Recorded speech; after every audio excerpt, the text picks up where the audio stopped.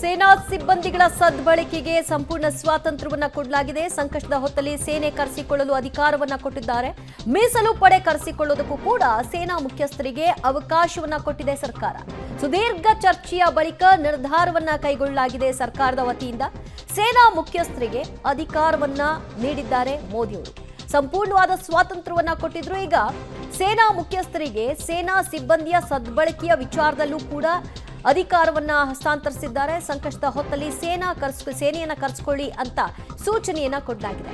ಮೀಸಲು ಪಡೆ ಕರೆಸಿಕೊಳ್ಳೋದಕ್ಕೆ ಸೇನಾ ಮುಖ್ಯಸ್ಥರು ಪರ್ಮಿಷನ್ ಅನ್ನ ಕೇಳಿದ್ರು. ಅದಕ್ಕೆ ಈಗ ಮೋದಿ ಅವರು ಗ್ರೀನ್ ಸಿಗ್ನಲ್ ಅನ್ನ ಕೊಟ್ಟಿದ್ದಾರೆ. ಇನ್ನಷ್ಟು ಅಪ್ಡೇಟ್ಸ್ ಕೊಡ್ತಾರೆ ಪವಿತ್ರ.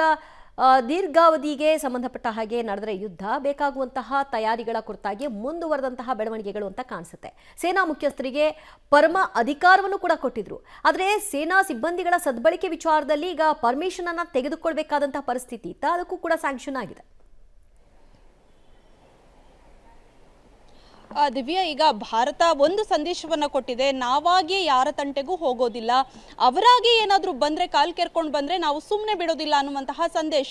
ಈಗ ನಿನ್ನೆ ಕೂಡ ಜೈಶಂಕರ್ ಅವರು ಅದೇ ಮಾತನ್ನ ಹೇಳ್ತಾ ಇದ್ರು. ಪಾಕಿಸ್ತಾನದ ಕೈಯಲ್ಲೇ ಇದೆ ಈ ಉದ್ವಿಗ್ನತೆಯನ್ನ ತಡೆಯೋದು ಹಾಗೂ ಹೆಚ್ಚು ಮಾಡೋದು ಅಂತ.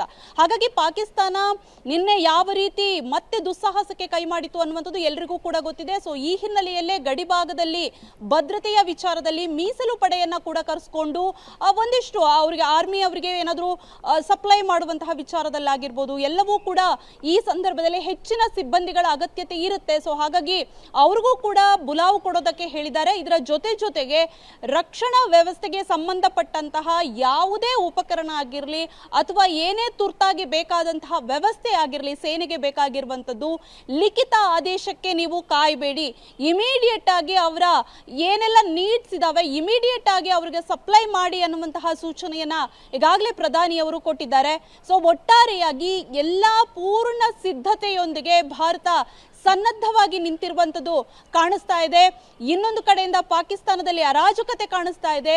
ಆದರೂ ಕೂಡ ಪದೇ ಪದೇ ದಾಳಿಯನ್ನ ಮಾಡುವಂತಹ ಕೆಲಸವನ್ನ ಮಾಡ್ತಾ ಇದ್ದಾರೆ. ಹೀಗಾಗಿ ಎಲ್ಲಾ ಭಾಗ ಎಸ್ಪೆಷಲಿ ಗಡಿ ಭಾಗಕ್ಕೆ ಹೊಂದಿಕೊಂಡಿರುವಂತಹ ಜೊತೆಗೆ ಈಗಾಗಲೇ 15 ನಗರಗಳನ್ನ ಏನ್ ಟಾರ್ಗೆಟ್ ಮಾಡ್ಕೊಂಡಿದೆಯೋ ಪಾಕಿಸ್ತಾನ, ಆ ಎಲ್ಲಾ ನಗರಗಳಲ್ಲೂ ಕೂಡ ಎಚ್ಚರಿಕೆಯನ್ನು ವಹಿಸಲಾಗಿದೆ. ಜೊತೆಗೆ ಖುದ್ದು ನರೇಂದ್ರ ಮೋದಿ ಅವರೇ ಈಗಾಗಲೇ ಗುಜರಾತ್ ಸಿಎಂ ಜೊತೆಯೂ ಕೂಡ ಮಾತುಕತೆಯನ್ನ ಮಾಡಿದ್ದಾರೆ. ಯಾವ ರೀತಿಯಲ್ಲಿ ಭದ್ರತೆಯನ್ನ ಮಾಡ್ಕೊಂಡಿದ್ದೀರಿ ಅನ್ನುವಂಥ ಜೊತೆಗೆ ಎಲ್ಲಾ ಗಡಿ ಭಾಗದ ಸಿಎಂಗಳ ಜೊತೆಯೂ ಕೂಡ ನಿರಂತರವಾಗಿ ಸಂಪರ್ಕದಲ್ಲಿದ್ದಾರೆ.